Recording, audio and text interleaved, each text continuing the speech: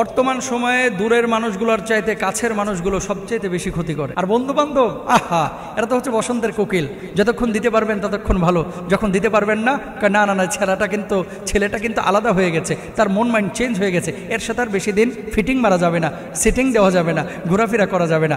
পৃথিবীর বুকে বন্ধু নির্বাচনের ক্ষেত্রে আমরা সব সময় ভুল করে থাকি।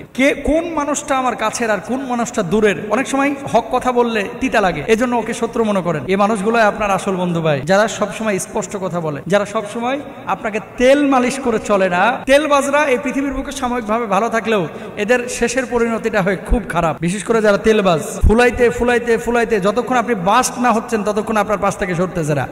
বাস্ট হয়ে যেমনি নিচে পড়ে যাবেন অমনি দেখবেন এই তেলবাজরা আর আপনার পাশে নাই। ওয়াল জারিদিল কুরবা ওয়াল জারিল জুনুব, কোরআনে দুটি কথা বলেছে, দূরবর্তী আত্মীয় এবং নিকটবর্তী আত্মীয়দের সাথে ভালো আচরণ করা। আপনি আপনার জায়গা থেকে ভালো আচরণ করে যাবেন, তাদের সাথে ভালো সখ্যতা করবেন, কিন্তু যখন বুঝবেন যে মানুষটা আপনার ক্ষতি করার চেষ্টা করতেছে, দেখা হলে সালাম কালাম হবে, কিন্তু তার সাথে ঘেঁষাঘেঁষি মেশামেশি করা যাবে না। আর বন্ধুত্ব নির্বাচনের ক্ষেত্রে দিনদারিটাকে প্রায়োরিটি দিবেন। যে মানুষটা আল্লাহর সাথে গাদ্দারি করে না, সে মানুষটা মানুষের সাথে গাদ্দারি করে না।